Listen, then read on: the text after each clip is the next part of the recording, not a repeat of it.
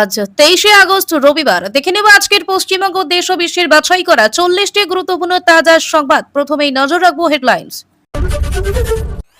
Rail বানিয়ে লাভ নেই, প্রকৃত প্রাপকেরা কেউ বাদ যাবেন না, অন্নপূর্ণাদের ভরসা ভাই শুভেন্দুর।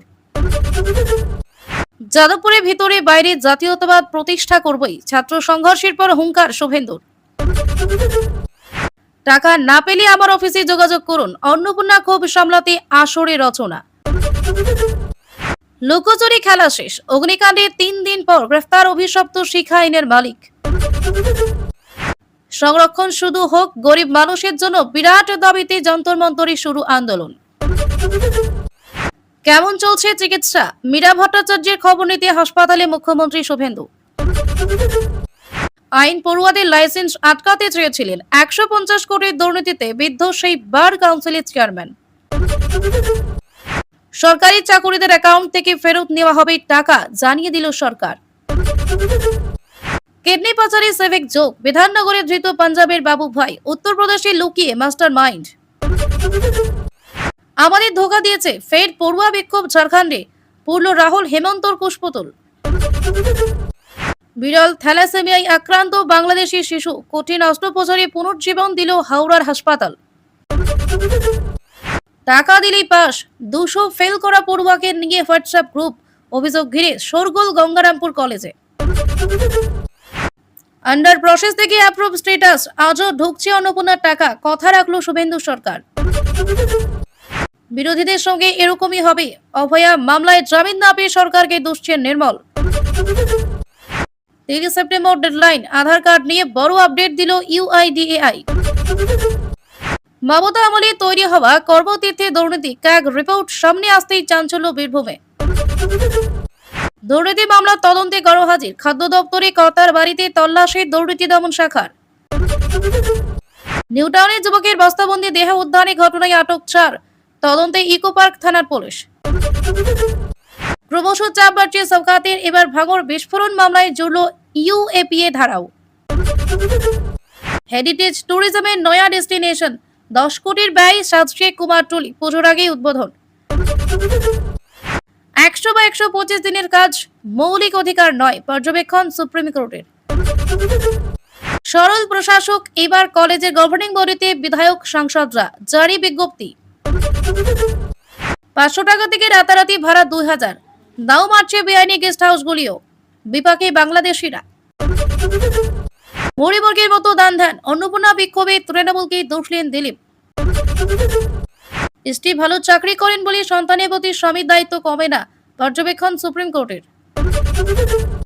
নতুন নাটক এনসিপিআই নয়, এবার কাকলির নেতৃত্বে জন্ম নিচ্ছে বহুজন এনসিপিআই ভোজন। বসেছে পেসমেকার, এখন কেমন আছেন বর্ষিয়ান বাম নেতা বিমান বসু। হেরিটেজ ট্যুরিজমের নয়া ডেস্টিনেশন, 10 কোটির ব্যয় সাজছে কুমারটুলি, পুজোর আগেই উদ্বোধন। পুতিনের কোটি কোটি টাকা রাজপ্রাসাদ গড়িয়ে দিচ্ছে ইউক্রেন। বাংলাদেশে ফের দাপট তৌহিদি জনতার, বিখ্যাত নৌকাবাইজ প্রতিযোগিতা বন্ধের দাবি কট্টরপন্থীদের। পালা বদলে বাড়ছে গুরুত্ব, আন্তর্জাতিক সম্মেলনের জন্য কলকাতায় পছন্দ মোদির, সাজছে শহর। অগ্নিশিখার পর ঝাঁকে ঝাঁকে হোটেল সেল, নিউ মার্কেটের আরো 25 হোটেল রেস্তোরাঁকে শোকজ দমকলের। আর নোটিশ নয়, বেনিয়ম দেখলে হোটেল সেল, মমতা ফিরহাদের থেকে কি জবাব চাইলেন অগ্নিমিত্রা। নারী স্বনির্ভরতায় দিশা দেখাবে পাটজাত পণ্য, হাতে কলমে প্রশিক্ষণ শুরু বালুরঘাটে। স্কুল ছাত্রের ইউনিফর্ম পরে ঢুকে যেত স্কুলে, তারপরই শুরু হতো খেলা, হাতে নাতে ধরা ফেলল পুলিশ। বাঁধ ভেঙে বানভাসী 15 গ্রাম, নৌকাতেই আতঙ্কের দিন রাত্রি, শয়ে শয়ে মানুষের। নজরে পাহাড় সমস্যা, হাই ভোল্টেজ শাহী বৈঠকে মিলবে সমাধান। রুশ তেলবাহী জাহাজ চালানোয় ব্রিটেনে গ্রেফতার ভারতীয় ক্যাপ্টেন, বলির পাঠা করা হয়েছে দাবি স্ত্রীর। হাসপাতাল থেকে মিলবে মুখ্যমন্ত্রী স্বাস্থ্য বীমা যোজনার আবেদনপত্র, জেনে নিন নিয়ম। রোগীর পাশে ইঁদুর ধরার কল, মালদহ মেডিকেলের হাল দেখে সরব বিজেপি নেত্রী। এবার আসছে বিস্তারিত খবরে, তার আগে আপনারা কে কোন জেলা থেকে ভিডিওটি দেখছেন অবশ্যই কমেন্ট করে জানাবেন, এবং আমাদের চ্যানেলে নতুন হয়ে থাকলে লাইক, কমেন্ট, শেয়ার এবং সাবস্ক্রাইব করে আমাদের পাশে থাকবেন। ধন্যবাদ। যাদবপুরে জাতীয়তাবাদ প্রতিষ্ঠার হুঙ্কার শুভেন্দুর। যাদবপুরে ভিতরে বাইরে জাতীয়তাবাদ প্রতিষ্ঠা করবই, ছাত্র সংঘর্ষের পর হুঙ্কার শুভেন্দুর। শনিবার ভবানীপুরে এক অনুষ্ঠানে যাদবপুর বিশ্ববিদ্যালয় নিয়ে কড়া বার্তা দিলেন শুভেন্দু অধিকারী। যাদবপুর বিশ্ববিদ্যালয়ের ছাত্র সংঘর্ষ গত 3 দিন ধরে সংবাদ শিরোনামে। গেরুয়াপন্থী ও বামপন্থী ছাত্র সংগঠনের মধ্যে অশান্তি প্রতিবাদ মিছিল ঘিরে উত্তপ্ত দেশের এই নামী শিক্ষা প্রতিষ্ঠান। বিশ্ববিদ্যালয়ের প্রবেশদ্বারে বিশিষ্ট শিল্পী নন্দলাল বসুর আঁকা এমব্লেম ক্ষতিগ্রস্ত হওয়ায় এই চর্চা আরো উস্কে দিয়েছে। এ নিয়ে মুখ খুলে শুভেন্দু অধিকারী বলেন, যাদবপুর বিশ্ববিদ্যালয় বন্দে মাতারাম গাইতে দেয় না, জাতীয় পতাকা ওড়ে না এখানে, শিক্ষা দপ্তরকে ঢুকতে দেয়নি, সিসিটিভি লাগাতে দেয় না, কিন্তু আমরা যাদবপুরের ভিতরে ও বাইরে জাতীয়তাবাদ প্রতিষ্ঠা করবই। যাদবপুর নিয়ে অনেকেই সোশ্যাল মিডিয়ায় কাঁদছেন, তারা শুনে রাখুন, এ রাজ্যে থাকতে গেলে বন্দে মাতারাম গাইতে হবে। দেশপ্রেম, জাতীয়তাবাদ, রাষ্ট্রবাদের সঙ্গে কোনো আপোষ নয়। যারা কাশ্মীর মাঙ্গে আজাদি স্লোগান তুলছে তাদের মুখ সেলাই করে দেওয়ার দায়িত্ব আমাদের। পরে তিনি জানান, বিজেপির সাংগঠনিক জেলা সিদ্ধান্তে রাখির দিন 10 লক্ষ কণ্ঠে বন্দে মাতারাম গাওয়া হবে যাদবপুরে। অর্থাৎ বাংলার যে কোনো শিক্ষা প্রতিষ্ঠান, সে যতই আপন মেধায় উজ্জ্বল হোক, রাষ্ট্রবাদী আদর্শ মেনেই এগোতে হবে। বিমানবন্দরের ধাঁচে গড়ে উঠবে হাওড়া স্টেশন। বিমানবন্দরের ধাঁচে গড়ে উঠবে হাওড়া স্টেশন, থাকবে আধুনিক সুবিধা। পরিদর্শনে মন্ত্রী হাওড়া স্টেশনে বিমানবন্দরের মতো আন্তর্জাতিক মানের বাস ও ট্যাক্সি টার্মিনাল করার পরিকল্পনা আগেই করেছিলেন রাজ্যের পুর ও নগর উন্নয়ন দপ্তরের মন্ত্রী উমেশ রায়। সেই লক্ষ্যে রেল কর্তৃপক্ষের সঙ্গে কথাও হয়েছে রাজ্য সরকারের। এরই মাঝে হাওড়া স্টেশন চত্বর ও সংলগ্ন এলাকা পরিদর্শন করলেন উমেশ রায়। সঙ্গে ছিলেন পুর কমিশনার তেজস্বী রানা সহ হাওড়া পুরসভার পদস্থ আধিকারিকরা। পরিদর্শনের পর মন্ত্রী উমেশ রায় বলেন, সংশ্লিষ্ট আধিকারিকদের সঙ্গে তাৎক্ষণিক সমস্যার সমাধানের পাশাপাশি দীর্ঘমেয়াদী উন্নয়ন পরিকল্পনা নিয়ে বিস্তারিত আলোচনা হয়েছে।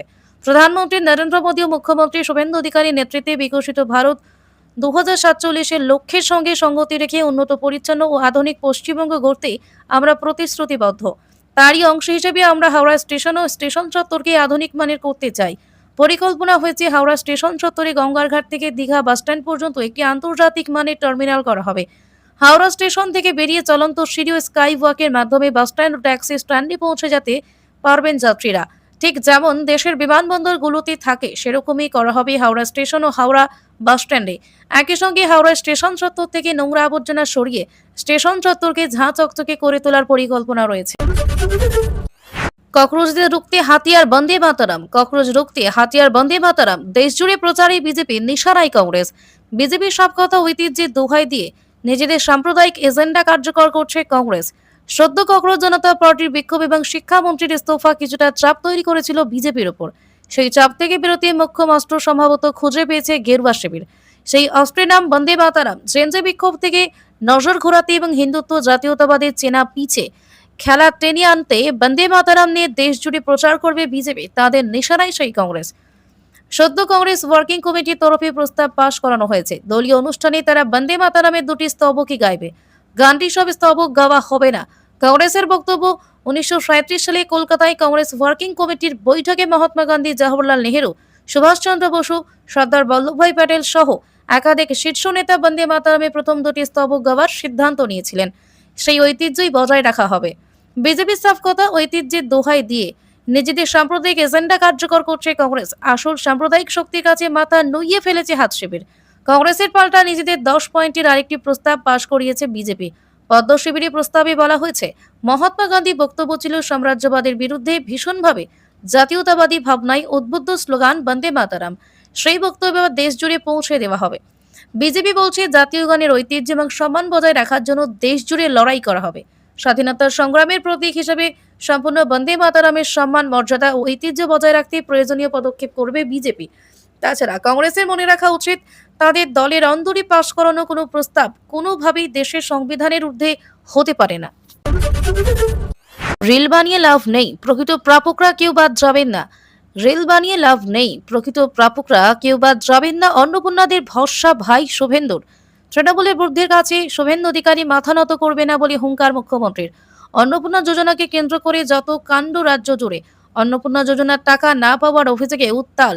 জায়গায় জায়গায় বিক্ষোভ দেখাচ্ছেন মহিলারা। সোশ্যাল মিডিয়া খুললেই এখন হট টপিক অন্নপূর্ণা যোজনা। রাস্তাঘাটে, বাসে, ট্রেনে মহিলাদের একাংশের মুখে মুখে চর্চা। আর এই আবহে রাজ্য সরকারকে কাঠগড়ায় তুলে আসরে নেমেছে বিরোধীরা। তাদের উদ্দেশ্যে শুভেন্দু সাফ হুঁশিয়ারি, ধমক চমক দিয়ে রিল বানিয়ে মিডিয়া ট্রায়াল করে কয়জন লোককে রাস্তায় নামিয়ে লাভ নেই। তৃণমূলের বুদ্ধির কাছে শুভেন্দু অধিকারী মাথা নত করবে না বলে হুঙ্কার মুখ্যমন্ত্রীর। মুখ্যমন্ত্রী স্পষ্ট জানান, ধমক চমক দিয়ে রিল বানিয়ে মিডিয়া ট্রায়াল করে 20 জন লোককে রাস্তায় নামিয়ে লাভ হবে না। হেরে যাওয়া তৃণমূলের বুদ্ধি চলবে না। অন্নপূর্ণার টাকা না পাওয়া নিয়ে যে ক্ষোভ উঠে আসছে তা প্রশমনে রাজ্য সরকার যে সদা তৎপর। এদিন ভবানীপুরে দাঁড়িয়ে আরো একবার মনে করিয়ে দেন শুভেন্দু তার কথায়, জুনি 28 লক্ষ মা বোনেদের টাকা দিয়েছি, জুলাইতে অন্নপূর্ণার টাকা পেয়েছেন 1,19 লক্ষ মহিলা, আগস্টে 1,45 লক্ষের অ্যাকাউন্টে টাকা ঢুকে গিয়েছে। যারা প্রকৃত হকদার তারাও 20 থেকে 30 লক্ষ যোগ্য মহিলার জন্য টাকা লাগবে, আমি দেবার ব্যবস্থা করব। শুভেন্দু জানান, 17 সেপ্টেম্বর মোদীর জন্মদিনেই পশ্চিমবঙ্গে পালন হবে অন্নপূর্ণা দিবস। জেলায় জেলায় অন্নপূর্ণা প্রাপকরা জড়ো হবে। 1 লক্ষ অন্নপূর্ণাকে দিয়ে সভা করার কথা জানান তিনি। তার আশ্বাস, 31 জুলাইয়ের মধ্যে আবেদন করা আরও যারা যোগ্য আছেন, একজন যোগ্য অন্নপূর্ণা টাকা পেতে বাকি থাকবেন না বলে ভাই শুভেন্দুর উপর ভরসা, বিশ্বাস রাখুন। আরাবুলের গাড়ি লক্ষ্য করে বোমা। আরাবুলের গাড়ি লক্ষ্য করে বোমা, কপাল জোরে প্রাণরক্ষা ভাঙড়ের তাজা নেতার। বৃহস্পতিবারই সমাজ মাধ্যমে পোস্ট করে আইএসএফ দল ছাড়ার ঘোষণা করেন আরাবুল ইসলাম। আর তার বেশ কাটতে না কাটতেই শনিবার রাতে ফের আক্রান্ত আরাবুল। ভাঙড়ে পলিরহাট থানার উড়িয়াপাড়া এলাকায় তার গাড়ি লক্ষ্য করে বোমা ও ইট ছোড়া হয় বলে অভিযোগ।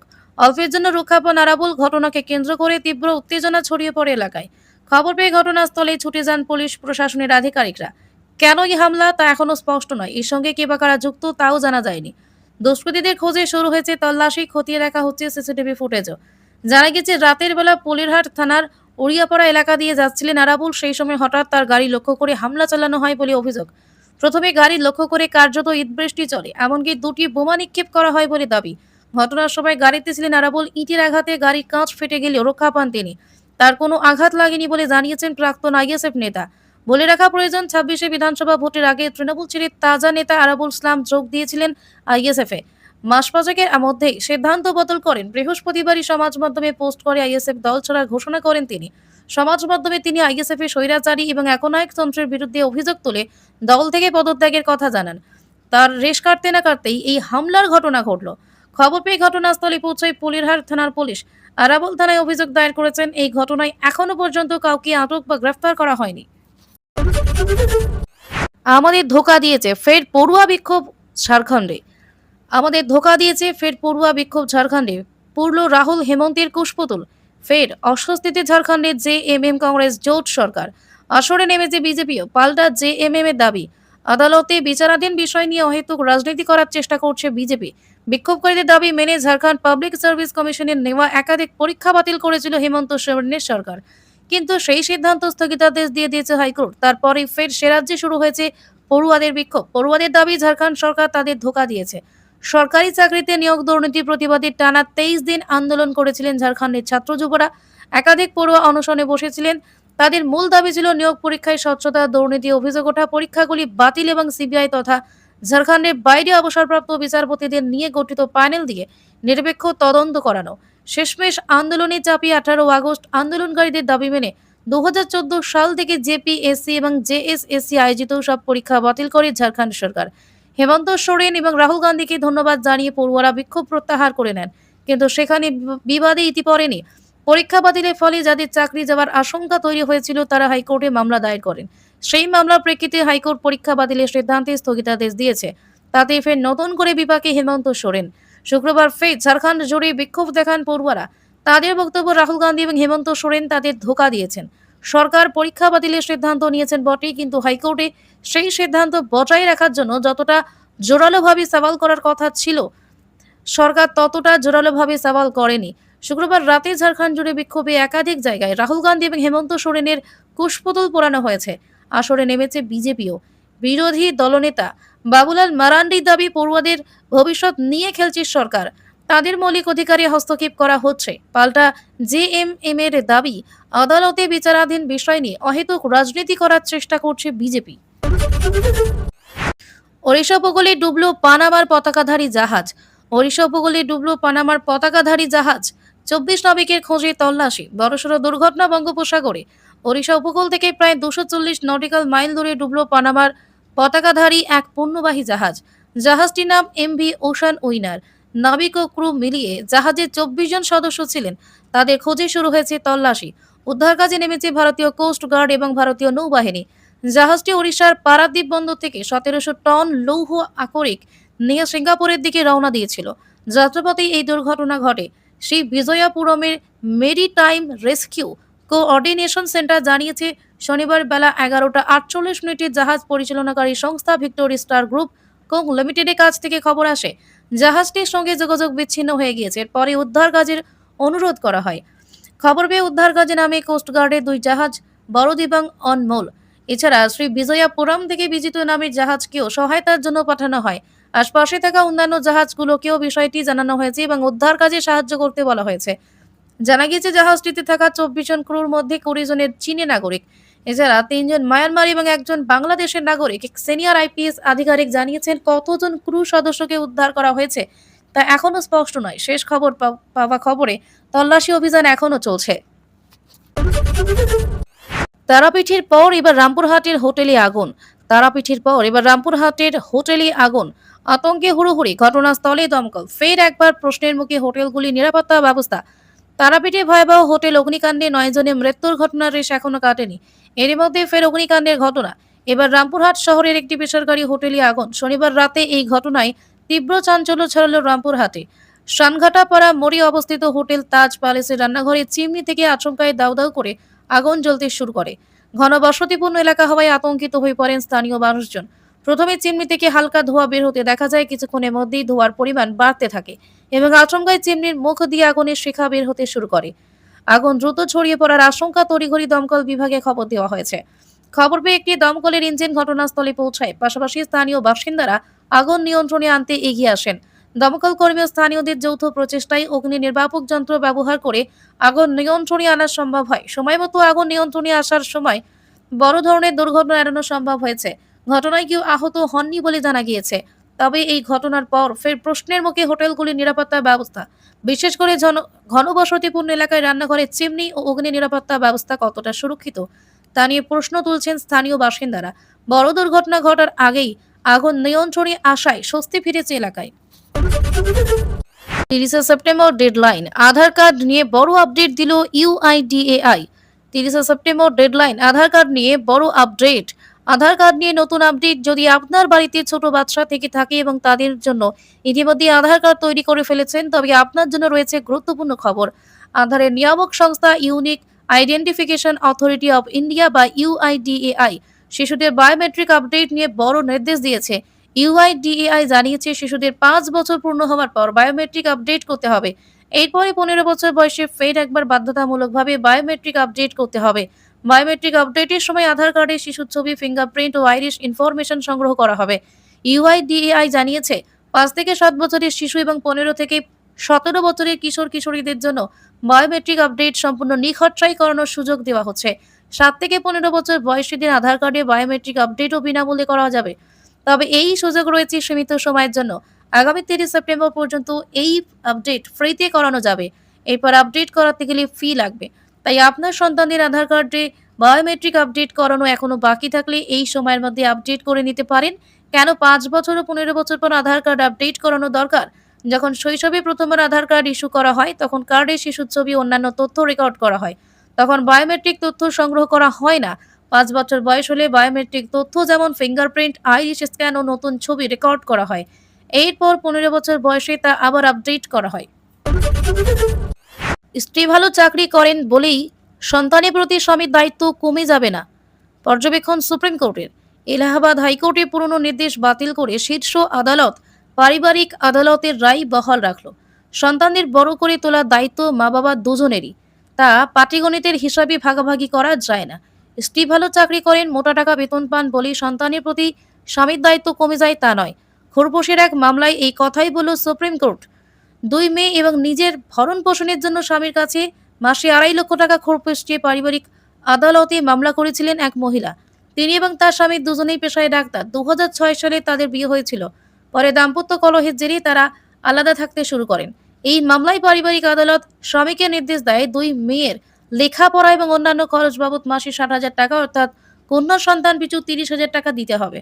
যেহেতু মামলাকারী নিজেও ডাক্তার এবং মাসে অন্তত 1.5 লক্ষ টাকা রোজগার করেন, তাই তাকে আলাদা করে খোরপোশ দেওয়ার প্রয়োজন নেই বলে জানায় আদালত। নিম্ন আদালতের এই নির্দেশের বিরুদ্ধে এলাহাবাদ হাইকোর্টের দ্বারস্থ হন স্বামী। তার যুক্তি ছিল, স্ত্রী যেহেতু নিজেও ডাক্তার তাই সন্তানদের খরচ সমান ভাগে ভাগ হওয়া উচিত। এই যুক্তি মেনে হাইকোর্ট খোরপোশের অঙ্ক কমিয়ে দেয়। 60,000-এর জায়গায় মেয়েদের খরচের জন্য 30,000 টাকা অর্থাৎ সন্তান পিছু 15,000 টাকা দিতে বলে। হাইকোর্টের এই পর্যবেক্ষণ খারিজ করে দিয়েছে শীর্ষ আদালত। বিচারপতি বিক্রমনাথ এবং বিচারপতি সন্দীপ মেহতার ডিভিশন বেঞ্চ বলেছে, সন্তান প্রতিপালনের দায়িত্ব মা বাবা দুজনের হলেও শুধু পাটিগণিতের হিসেব বা টাকার অঙ্ক নিয়ে তা বিচার করা যায় না। মা চাকরি করার পাশাপাশি যেভাবে সন্তানদের দেখাশোনা করেন তার মূল্য দিয়ে টাকা বিচার করা যায় না। স্বামী নিজে মাসে 2 লক্ষ টাকা রোজগার করেন, তাই তার পক্ষে মাসে মেয়েদের জন্য 60,000 টাকা দেওয়া অসম্ভব নয়। এই পর্যবেক্ষণ দিয়ে পারিবারিক আদালতের রায় বহাল রেখেছে সুপ্রিম কোর্ট। যদিও বিচারপতিরা জানিয়েছেন এটি অন্তর্বর্তী নির্দেশ, মূল মামলা নিষ্পত্তি পারিবারিক আদালতেই হবে। নজরে পাহাড় সমস্যা, হাই ভোল্টেজ শাহী বৈঠকে মিলবে সমাধান। পাহাড় সমস্যার স্থায়ী সমাধানের আশ্বাস দিয়ে 26-এ বিধানসভা নির্বাচনের লড়াই করেছিল পাহাড়ে বিজেপির 3 প্রার্থী। শনিবার সেই সমস্যার সমাধান করতে স্বরাষ্ট্রমন্ত্রী অমিত শাহের সঙ্গে হাই ভোল্টেজ বৈঠক। তাতে অংশ নেবেন পাহাড়ের বিধায়ক ও সাংসদরা। পৃথক রাজ্য গোর্খাল্যান্ডের দাবিতে বরাবর সরব পাহাড়। তাদের একটাই দাবি, পাহাড়কে আলাদা রাজ্য করে দেওয়া হোক। বাম আমল থেকে এই দাবিতে সরব তারা। বামেরা ডিজিএইচসি এবং পরে তৃণমূল সরকার জিটিএ গঠন করে তাদের শান্ত করে, কিন্তু বিজেপি স্থায়ী রাজনৈতিক সমাধানের আশ্বাস দিয়েছে। এদিকে ডাবল ইঞ্জিন সরকার চলছে, তাই তাদের আশা আরও বেড়েছে। স্বরাষ্ট্রমন্ত্রী অমিত শাহের কাছে তাদের প্রথম দাবি পাহাড় সমস্যার স্থায়ী রাজনৈতিক সমাধান। এছাড়া জিটিএ বোর্ড গঠন, পাহাড়ের পুরসভা ও পঞ্চায়েত নির্বাচন করানো, স্বচ্ছ পদ্ধতিতে শিক্ষক নিয়োগ এবং পাহাড়ের যুবক যুবতীদের জন্য চাকরির ব্যবস্থা করার দাবিও রয়েছে। এইসব দাবি নিয়ে স্বরাষ্ট্রমন্ত্রী অমিত শাহের মুখোমুখি হবেন পাহাড়ের বিধায়করা। বৈঠকে থাকবেন সংসদ রাজু বিস্তা, গোর্খা জনমুক্তি মোর্চার সুপ্রিমো বিমল গুরুং এবং সাধারণ সম্পাদক রোশন গিরি। অমিত শাহ সুকনায় যে হোটেল রয়েছেন সেখানে সকলকে ডাকা হয়েছে। দার্জিলিংয়ের বিধায়ক নোমান রায় বলেন, দ্রুত পাহাড়ে স্থায়ী রাজনৈতিক সমাধানের জন্য আবেদন জানাবেন তারা। অন্যদিকে সাংসদ রাজু বিস্তার দাবি, বিজেপির সময় পাহাড় নিয়ে কোনো ভেদাভেদ হবে না এবং খুব তাড়াতাড়ি স্থায়ী রাজনৈতিক সমাধানের কাজ সম্পন্ন হবে। পুরোটাই পেপারলেস, পড়ুয়ারা পায় সুষম ব্রেকফাস্ট। পুরোটাই পেপারলেস, পড়ুয়া পায় সুষম ব্রেকফাস্ট। মডেল স্কুল গড়ে জাতীয় পুরস্কার বর্ধমানের শিক্ষকের। শিক্ষক দিবসে রাষ্ট্রপতির হাত থেকে জাতীয় পুরস্কার পাবেন বর্ধমানের শিক্ষক। পুরস্কার পাচ্ছেন শ্রীরামকৃষ্ণ সারদা বিদ্যাপীঠ প্রাথমিক বিদ্যালয়ের প্রধান শিক্ষক পলাশ চৌধুরী। স্কুলের শিক্ষার পরিবেশ উন্নত করা, অত্যাধুনিক প্রযুক্তির সহায়তায় পঠন পাঠন সহ বিভিন্ন ক্ষেত্রে এই স্কুল নজির গড়েছে। প্রধান শিক্ষক পলাশ চৌধুরী 2016 সালে জেলার সেরা প্রধান শিক্ষক হিসেবে বিবেচিত হন। 2022 সালে পান শিক্ষারত্ন সম্মান, আর এবার পাচ্ছেন জাতীয় পুরস্কার। প্রধান শিক্ষক ও অন্যান্য শিক্ষকদের প্রচেষ্টায় এই স্কুলে এমন কিছু ব্যবস্থা নেওয়া হয়েছে যা শুধু রাজ্যে নয়, দেশের মধ্যে নজির। বিদ্যালয়ে রয়েছে নিজস্ব ব্রেকফাস্ট প্রকল্প, এই খাতে 60,000 টাকা ব্যয়। বিদ্যালয়টি সম্পূর্ণ পেপারলেস, রয়েছে নিজস্ব অ্যাপ, সেই অ্যাপের মাধ্যমে বিদ্যালয়ের সমস্ত অ্যাক্টিভিটি পরিচালনা হয়। বিদ্যালয়ে রয়েছে AR, VR বা অগমেন্টেড রিয়েলিটি ও ভার্চুয়াল রিয়েলিটি প্রযুক্তি, যা দেশে খুব কম স্কুলে রয়েছে। বিদ্যালয়টি বিগত কয়েক বছর ধরে ধারাবাহিকভাবে বিভিন্ন পুরস্কারও পেয়েছে। প্রধান শিক্ষক পলাশ চৌধুরী বলেন, এই পুরস্কার বিদ্যালয়ের সবার কাজে স্বীকৃতি। ব্রেকফাস্ট প্রকল্পের জন্য শিক্ষিকা লাবণ্য রায় ও তার বন্ধু চিকিৎসক রাসবিহারী ধোনিকে কৃতজ্ঞতা জানান তিনি আরও বলেন, বিদ্যালয়ে এই মুহূর্তে শিক্ষক কম থাকলেও পঠন পরিচালনায় কোনো সমস্যা নেই, কারণ শিক্ষকরা তাদেরই কন্টেন্ট ও প্রযুক্তি তৈরি করে রেখেছেন। স্কুলের উন্নয়নে অপর বিদ্যালয় পরিদর্শক অতনু হাজরা ও শিক্ষক মৃন্ময় মিশ্রের অবদানের কথা উল্লেখ করেন পলাশবাবু। 105 বছর বয়সে যাবজ্জীবন থেকে মুক্তি। 105 বছর বয়সে যাবজ্জীবন থেকে মুক্তি মালদার রসিক চন্দ্রের সাজা মকুব সুপ্রিম কোর্টে। খুনের মামলায় যাবজ্জীবন কারাদণ্ড ভোগ করছিলেন মালদার রসিক চন্দ্র মণ্ডল। এখন তার বয়স 105 বছর। বয়স ও শারীরিক অবস্থার কথা মাথায় রেখে তার সাজা মকুব করে দিল সুপ্রিম কোর্ট। একই সঙ্গে মামলাটি তুলে নেওয়া হয়েছে। প্রধান বিচারপতি সূর্যকান্ত, বিচারপতি জয়মল্ল বাগচি এবং বিচারপতি বি মোহনার ডিভিশন বেঞ্চ জানিয়েছে, এখন থেকে স্বাধীন নাগরিকের মতো জীবন কাটাতে পারবেন রসিক চন্দ্র মণ্ডল। ঘটনার সূত্রপাত 1988 সালে। সম্পত্তি নিয়ে বিবাদের জেরে ভাই সুরেশ মণ্ডলকে খুনের অভিযোগ ওঠে রসিকের বিরুদ্ধে। 1994 সালে তাকে দোষী সাব্যস্ত করে মালদহের নিম্ন আদালত। সেই সময় তার বয়স ছিল 74 বছর। বিচারক তাকে যাবজ্জীবন কারাদণ্ড দেন। দীর্ঘদিন জেলে থাকার পর নিম্ন আদালতের রায়ের বিরুদ্ধে কলকাতা হাইকোর্টে আবেদন করেন রসিক, কিন্তু 2018 সালে তার আবেদন খারিজ করে দেয় হাইকোর্ট।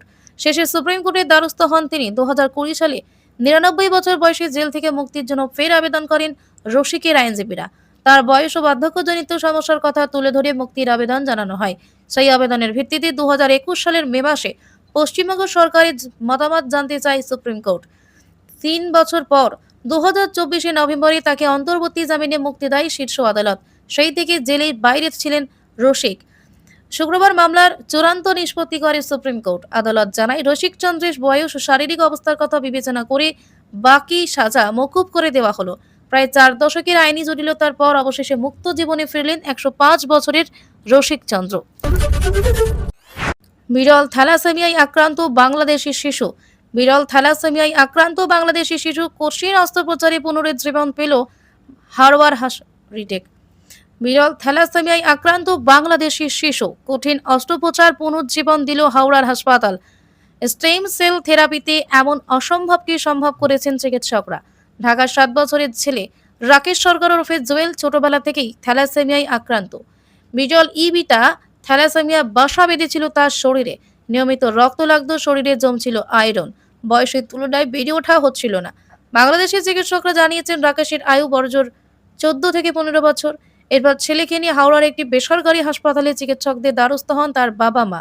পরীক্ষা করে চিকিৎসকরা জানান, আশার আলো রয়েছে, দীর্ঘায়ু হতে পারে রাকেশের, তবে প্রয়োজন একজন সহোদর।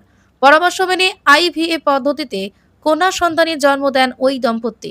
স্নিগ্ধার বয়স 1 বছর হওয়ার আগেই তার শরীর থেকে কর্ড ব্লাড সেল সংগ্রহ করা হয়। অন্যদিকে রাকেশের বাবার শরীর থেকে হ্যাপ্লোকর্ড ব্লাড নেওয়া হয়। এই দুটি মিশিয়ে রাকেশের শরীরে বোন ম্যারো প্রতিস্থাপন করা হয়। এটাই সংক্ষেপে স্টেম সেল থেরাপি। এই পদ্ধতিতে শরীরে নতুন রক্তকণিকা তৈরি হয়, ফলে বাইরে থেকে আর রক্ত দেওয়ার প্রয়োজন হয় না। সেই পদ্ধতিতেই ধীরে ধীরে সুস্থ হয়ে ওঠে রাকেশ। চিকিৎসকরা জানাচ্ছেন, এখন সে সম্পূর্ণ থ্যালাসেমিয়া মুক্ত। বোন ও বাবার সাহায্যেই নবজন্ম পেল 7 বছরের বাংলাদেশি শিশু। চিকিৎসা বিজ্ঞানে উন্নতির সঠিক প্রয়োগে অসম্ভবকেও সম্ভব করে মানুষের মূল্যবান জীবন ফিরিয়ে দেওয়া সম্ভব হচ্ছে।